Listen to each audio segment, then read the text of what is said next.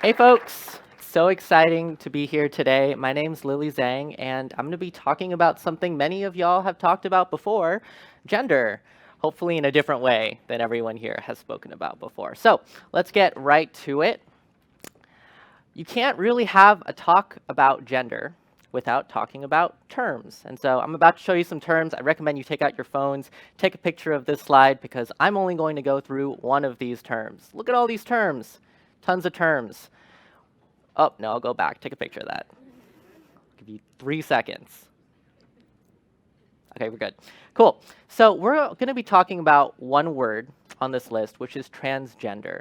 And I'll define it for you really quickly. Transgender is an umbrella term that describes any person who identifies as a gender different from the gender they were assigned at birth. I'm transgender, and trans people is the topic that I wrote my book about: gender ambiguity in the workplace, transgender and gender diverse discrimination. So in this research, we talked to dozens of trans people, primarily in the San Francisco Bay Area, about their workplace experiences, their discrimination experiences, and to learn more about how workplaces can create an inclusive environment for trans people and some of the hidden difficulties that trans people face.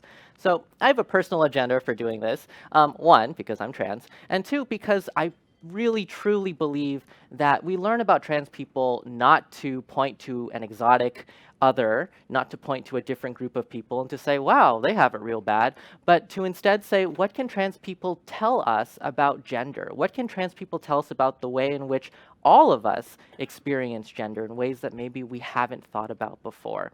So in this talk, I'm going to really briefly share with you some numbers. I'm going to go through some stories, and I'm going to end with some actionable insights that you can take to your workplaces on Monday. We're going to close out with a Q&A, and out near the reg table, there's a little sign-up sheet if you're interested in some more specific best practices from the book. Let's get to it. So I wrote a book about discrimination. Everyone wants to know, the first question is, how bad is it? It's pretty bad. So 30% of trans people who had a job in the last year experienced discrimination. This is from the US Trans Survey conducted in 2015, the largest survey that's ever been conducted of trans people in the United States. Now, in my own research, what we found is that trans people disproportionately were fired from their jobs for no reason, were denied pay, were denied promotions, were not hired even when they were overqualified. Trans people experienced verbal abuse, verbal harassment, and even in some cases, physical and sexual assault in the workplace at rates that were alarming. And as a result of all this, trans people were pushed out of the workplace in overwhelming numbers. We actually saw a really high rate at which trans people were entrepreneurs, which we thought was a great thing, except for the fact that it comes from this overwhelming discrimination. Many trans people don't have a choice to do so. And as a trans entrepreneur myself, I am really glad and lucky and grateful that I was able to make the choice to do this work. Many others like me cannot. So here's a really interesting thing. So much discrimination happens, but when we asked trans people, so we didn't actually conduct this research, but when other researchers asked trans people, they found that there was a little mismatch. It turns out trans people think 97% of their coworkers are either neutral, supportive, or very supportive.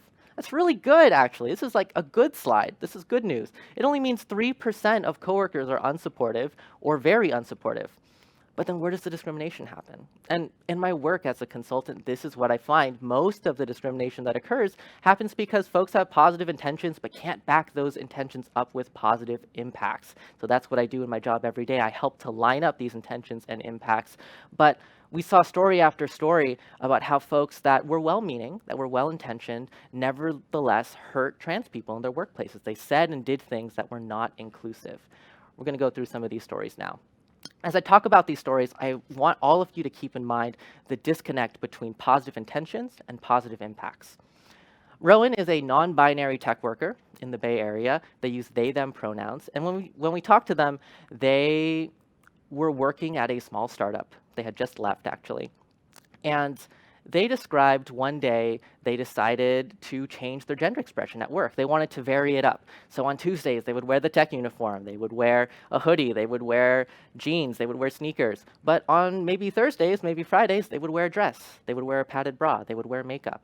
And they immediately found, this is almost caricature, they immediately found that when they presented in more feminine ways, people started listening to them less. People started micromanaging them more. People started not listening to their opinions. People started doubting them. It was hilarious, except for the fact that it was happening to, Rowan.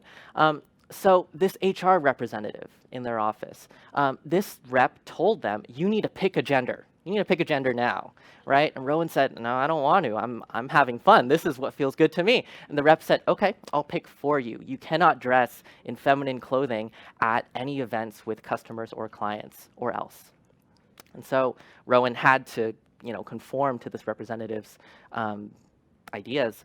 But the final straw came when this same rep told Rowan to take down their rainbow pride flag from their office. They said, oh, no decorations, except none of the other decorations went down, just Rowan's. So Rowan went to their boss and said, this isn't okay. This representative is harassing me. And their boss said, you know what? I can only do this for you so many times. Are you sure you want to use it on this? And Rowan said, oh, and quit. Right? We talked to them. They said, of course, I didn't report it. There's only one of me in this industry right now, and it wouldn't be anonymous. No one would ever want to hire me again. Why would I report? Another story.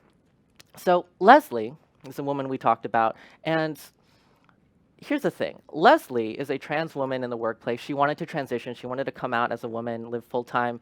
And so she worked with her HR in the workplace, and this experience was so different. HR said, we have a transition policy, we have guidelines, we have a non-discrimination policy in place, so this is what you got to do, this is who you're going to talk to, and you're going to do it. And the thing that stood out about Leslie's story is how boring it was. We couldn't find discrimination. We kept asking her, we were like, please give us stories about discrimination. She was like, I don't have any, it doesn't happen, it doesn't exist. And so, these two stories I really like to tell because they're so different, right? And you can make the connections yourselves, but the difference is here, right? HR can play such a powerful role, and it can also play such an adversarial role. So let's do final takeaways. Rigid boxes of the gender binary hurt all of us. I want everyone here to think about ways in which, gendered ideas about what it means to be a man, what it means to be a woman, constrict us. I want us all to think about the narrow boxes that all of us find ourselves in and how there's often no space between them, how folks outside these boxes aren't allowed to exist in their own terms. Here are the 3 takeaways I want you to get from all of this. These are the 3 takeaways that I build into all my work, and I think this applies to things beyond just trans issues. 1, culture and leadership equals inclusion. Is it bottom up? Is it top down? The answer is yes, it's both, right? Find your role, find the way in which you can make the most impact to create change. Next, trust enables good conflict. Anyone who's tried to use they, them pronouns here in the audience for anyone else has probably messed up. I've messed up a lot, right? Conflict is not bad. You need to build a culture that trusts itself enough, that people can trust each other enough to mess up with grace. And finally, build more space to breathe, more survey results, more survey options, more facilities, build that gender-inclusive bathroom. Say people of all genders instead of people of both genders. There's so many different practices like this, and I encourage you to put your name on the email list so I can send you more. But there's all sorts of practices like this that came out of the research that you can all take home to create a more inclusive world for people of all genders. Let's take some questions.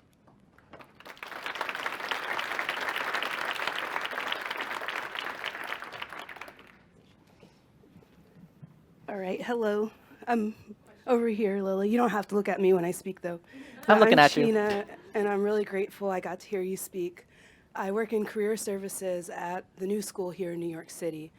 And I wonder if you could, I will definitely get on your email list, but if you could tell me one thing I could do that would be more important than anything else when I have no resources, no money to support trans and gender nonconforming, non-binary students at my school, and as I try to prepare them to enter the workforce, what would you tell me? Tell your students that you are there for them. You are there in your full self, as vulnerable as you can be. You're going to make mistakes, and you love and support them unconditionally. Thank you. Cool. Lightning round. Let's keep on going. Quick question. Do you know if Leslie's company's health insurance paid for the trans surgery? They did. So there are many procedures that insurance covers, and folks can choose, which ones they get.